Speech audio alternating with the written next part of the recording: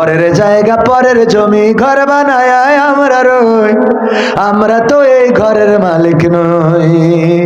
পরের জায়গা পরের জমি ঘর বানায় আমি রই, আমি তো সেই ঘরের মালিক নই। ও সেই ঘরখানা যার জমিদারি,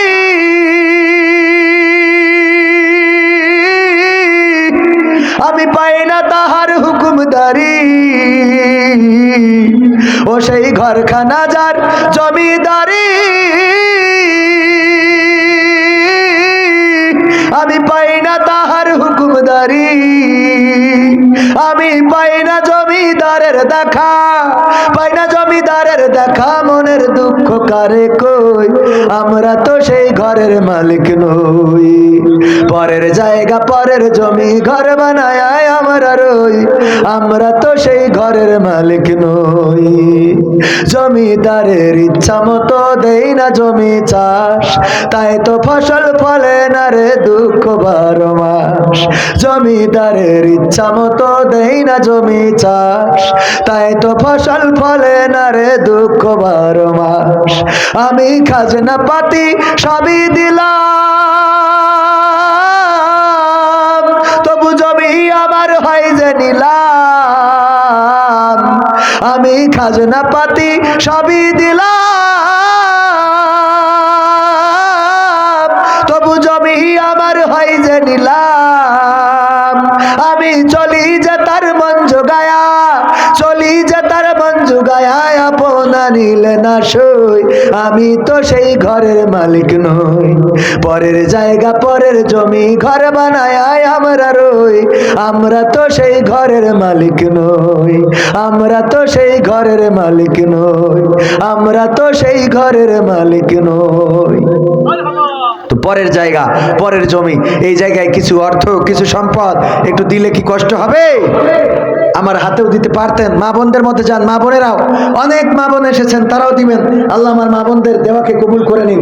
সম্মানিত ভাইয়েরা, আমরা যেটা বলছিলাম যে আল্লাহ রাব্বুল আলামিন বলছেন অমিনান নাসি মা ইয়াকুলু আমান্না বিল্লাহি ওয়া বিল ইয়াউমিল আখিরি ওয়া মা হুম বিমুমিনিন। মানুষের মধ্যে এমন কিছু লোক আছে যারা ঈমানদার দাবি করে, কিন্তু তাদের মধ্যে ঈমানের ছিটে ফোঁটাও নাই। এমন মানুষের সংখ্যা বেশি না কম? অনেক বেশি। প্রথমে বলেছিলাম ওয়াইযা কুরিয়াল কুরআনু ফাসতামিউ লাহু ওয়া আনসিতু লাআল্লাকুম তুরহামুন। যখন তোমাদের সামনে কোরআন বলা হবে, কোরআন পড়া হবে, তখন তোমরা চুপ থেকে হৃদয়ের কান দিয়ে শুনবে, যাতে করে তোমাদের উপর আল্লাহর রহমত বর্ষণ হতে পারে। আমরা দেখেছি একজন দুজন করে উঠেছে না ওঠে নাই? উঠেছে। অ্যাডভোকেট গাজী এনামুল হক ভাই এখনো তো আসেনি নাই, তাই যদি এই ফাঁকা করে দেন তাহলে কি অবস্থা। এলাকার মানুষ হয়তো আপনাদের খারাপ লেগেছে, খারাপ লাগতেও পারে। আর বিশেষ করে কথা বললেই কিছু মানুষের গায়ে পড়ে, আর যখনই গায়ে পড়ে তখন কিছু মানুষ একটু নাখোশ হয়। এই নাখোশ হইলেও কিছু করার নেই, হক কথা বলে যেতে হবে, এটাই তো বাস্তবতা। যদি জামাতে ইসলাম ক্ষমতায় আসে আর কোরআনের আইন যদি কায়েম না করে, তাইলে আমরা যখন হক কথা বলবো তখন জামাতের বিরুদ্ধে লেগে যাবে না? যাবে না? যাবে না? যাবে না? এই জন্যে আমাদের হক কথা বলার কারণে হতে পারে জামাত ইসলাম আসার পরেও আমাদের পরে নির্যাতন জুলুম চলতে পারে না? পারে না?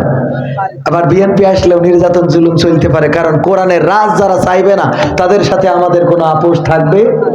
আমরা এই ওগো আমার ভাইয়েরা, কোরআনের পক্ষে যদি থাকতে হয়, কোরআনের পথে যদি থাকতে হয়, আল্লাহ বললেন ইয়া আইয়ুহাল্লাযীনা আমানু হাল আদুল্লুকুম আলা তিজারাতিন তুনজিকুম মিন আযাবিন আলীম। ওগো ঈমানদারেরা, আমি কি তোমাদের এমন একটা ব্যবসার কথা বলে দেব যেই ব্যবসা করলে তোমরা জাহান্নামের আযাব থেকে বেঁচে যাবে।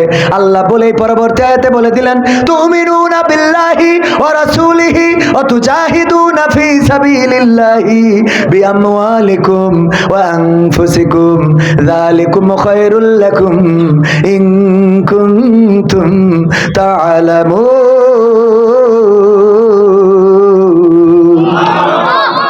এই কথাটুক বললে শুনতে কষ্ট হয়ে যাবে? থাকা যাবে আর একটু সময়?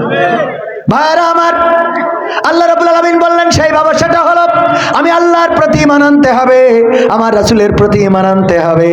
আর আমি তোমাদের যে মাল দিয়েছি বিআমওয়ালিকুম ওয়া আনফুসিকুম, এবং তোমাদের যে জান দিলাম, সেই জান মাল দিয়ে আমার দ্বীন কায়েমের জন্য, আমার জমিনে আমার দ্বীন প্রতিষ্ঠার জন্য সংগ্রাম করতে হবে। এই দায়িত্ব দিয়েছেন কি? চিল্লায়ে বলেন, দায়িত্ব দিয়েছেন কে?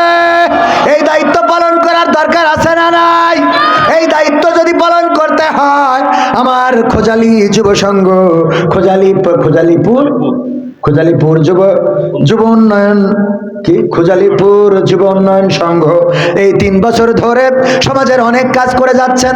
আমার মা বোনেরা পর্দার অন্তরালে আছেন, তাদের ব্যাপারেও দু একটা কথা বলা দরকার। মা বোনেরা এসেছেন, মা বোনদের জন্য একটু ওয়াজ করা দরকার। আবার ওই যে ওবায়দুল কাদের কাকার গানটাও এখনো গাওয়া হয় নাই, শোনার দরকার আছে না নাই? এমপিরা সব কোথায় গেল? শোনাবো? শুনবেন শোনাবো, কিন্তু তার আগে একটুখানি আপনাদের কাছে দাবি, খোঁজালিপুর দক্ষিণ পাড়া যুব উন্নয়ন সংঘ এরা অনেক কষ্ট করে, অনেক পরিশ্রম করে, দিন রাত পরিশ্রম করে, বিদেশে খাটে, তারপরেও কিছু অংশ জমা করে করে সমাজের ভালো ভালো কাজের সাথে সম্পৃক্ত আছে, ভালো ভালো কাজের সাথে তারা জড়িত আছে। এই ভালো কাজে সহযোগিতা করার দরকার আছে না নাই? আছে না নাই? সহযোগিতা করতে রাজি? আমরা রাজি। আমি ব্যক্তিগতভাবে এই যুব সংঘের জন্য একটু সহযোগিতার হাত বাড়িয়ে দিচ্ছি। আপনাদের কাছেও বলবো, মা বোনদেরকেও বলবো, যে যা পারেন এই যুব সংঘ আগামী রমজানে ইফতারি বিতরণ করতে চায়, যারা গরিব মানুষ তাদের বাজার করে দিতে চায়, সেই বাজারের টাকার জন্য এই মাহফিলের জন্য টাকা লাগবে না, কারণ এই মাহফিলের যা খরচ তা বিদেশ থেকে ওরা কমপ্লিট করেছে। ওগো আমার ভাইয়েরা, 500, 100, 1000, 2000, 3000 যার পকেটে যা আছে দিয়ে দেবেন। তারপরে আমি কয়েকটা সঙ্গীত শোনাবো। আমার ইউটিউবার ভাইয়েরা এসেছেন অনেকে, আমি কয়েকটা সঙ্গীত না শোনায় বিদায় নেব না। আমার মা বোনেরাও এসেছেন, মা বোনদের জন্যও কিছু দিক নির্দেশনার দরকার আছে না নাই? আল্লাহ বললেন, ওয়াকরনা ফি বুয়ুতিকুন্না ওয়ালা তাবাররাজনা তাবাররুজাল জাহিলিয়াতিল উলা। ওগো নারীরা, তোমরা পর্দার মধ্যে থাকো, জাহিলি যুগের মেয়েদের মতো সেজেগুজে নিজেদেরকে প্রদর্শন করে বেড়ায়ও না। কথাটা কার? বললেন পর্দার মধ্যে থাকো, জাহিলি যুগের মেয়েদের মতো সেজেগুজে নিজেদেরকে প্রদর্শন করে বেড়ায়ও না। আর আমার মা বোনেরা এখন সাজুগুজু করে, আবার বুরখাও পরে। আগে সাজুগুজু, তারপরে বুরখা। বলেন ঠিক না বেঠিক? এরপরে পার্কে যায়, রিসোর্টে যায়, ক্যান্টিনে যায়, ক্যাফেতে যায়, তারপরে বুরখা খুলে দেয়, দিয়ে বলে দেখো আজকে কেমন লাগে। ঠিক না বেঠে? মানে আল্লাহর আইনও মানে, শয়তানের আইনও মানে। ভাত খেয়ে তারপরে মুড়ি খায়। কই ভিতরে গেছে? ভাইরা আমার, একজনও মাহরুম হওয়া যাবে না। পকেটে যা আছে দিয়ে দেবেন প্যাকেটে। কই যুবকরা যায় না তো? এটা গেলেই তারপরে আমি কয়েকটা মা বোনদের মধ্যেও যান, যা আছে পকেটে দিয়ে দেবেন প্যাকেটে। কেউ মাহরুম হওয়া যাবে না। যুবকদের জন্য সহযোগিতা করবেন, 500, 100, 1000, 2000, 3000 আমার হাতেও যদি কেউ দিতে চান দিতে পারেন, দোয়া করে দেব। মুসাফির মানুষ, ওগো আমার ভাইয়েরা,